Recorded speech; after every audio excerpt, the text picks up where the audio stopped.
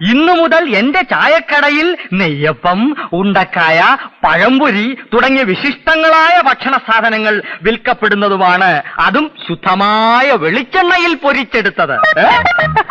മറ്റവന്മാര് ചെയ്യുന്ന പോലെ ഭക്ഷണ സാധനങ്ങളിൽ മായം ചേർത്ത് വിറ്റ് കാശുണ്ടാക്കാൻ ഈ നകുലൻ തയ്യാറല്ല.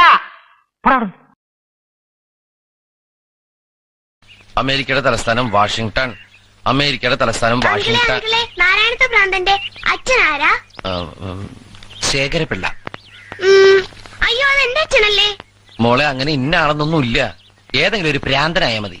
നീ ഇങ്ങനെയുള്ള ചോദ്യങ്ങൾ ചോദിച്ച് അങ്കിളിനെ ടെൻഷൻ അടിപ്പിക്കില്ലേ? നിനക്കൊക്കെ തോറ്റു പഠിക്കാൻ ഇനി സമയമുണ്ടല്ലോ. അങ്കിളിന് ഇത് ലാസ്റ്റ് ചാൻസാ. ഇതും കൂടി കഴിഞ്ഞാൽ എല്ലാം കഴിഞ്ഞു. ചെല്ലമോള് പോയിരുന്നു പഠിക്കും. ഐസക് ന്യൂട്ടൺ കണ്ടുപിടിച്ചത് എന്ത്? അഭിജ്ഞാന ശാകുന്തളം എന്ന കാളിദാസ നാടകത്തിൽ ദുഷ്യന്തന്റെ ഭാര്യയുടെ പേരെന്താണ്? അന്യന്റെ ഭാര്യയെ കുറിച്ച് ഞാൻ ചിന്തിക്കാറേ ഇല്ല സാർ. അതാരാണ്? ഇത് ഗോപാലകൃഷ്ണൻ നായരാണ് സാർ. നിങ്ങളല്ല. പിള്ള പറയൂ. പിള്ളേ, ചോദിച്ച കേട്ടില്ലേ? ഒരു ക്ലൂ തരുമോ? എന്ത്? ഈ കക്ഷിക്ക് എന്ത് ഹൈറ്റ് വരും? ഹൈറ്റോ? എടോ, ഇത് അഭിജ്ഞാന ശാകുന്തളമാണ്. എന്ത് സാധനമായാലും വളരില്ല സാർ. ഏതായാലും തന്നേക്കാ കൂടുതലുണ്ടാവും. സോറി, അപ്പൊ ഞാൻ ഉദ്ദേശിച്ച ആളല്ല. എന്താ കുട്ടിയെ, ജോലി വല്ലതും ആയോ? എന്ത് ജോലി? കളക്ടർ. ഇവിടുത്തെ കളക്ടറായപ്പോ ജോലിയില്ലാതെ തെക്കും വടക്കും ഇങ്ങനെ നടക്കണ കണ്ടുകൊണ്ട് ചോദിച്ചു പോയത്. അത്ര വിഷമം തോന്നെങ്കിലേ ഒരു 100 രൂപ ഇങ്ങാ നാട്ടെ. 100 രൂപയോ? അതെ, കഞ്ഞി വെച്ച് കുടിക്കാൻ.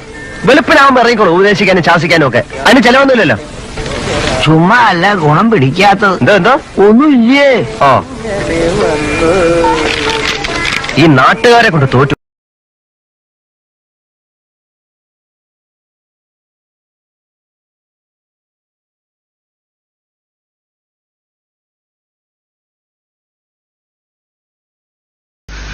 നീ വിഷമിക്കണ്ട, ഒക്കെ ശരിയാവും. മിണ്ടരുതാ വാക്ക്.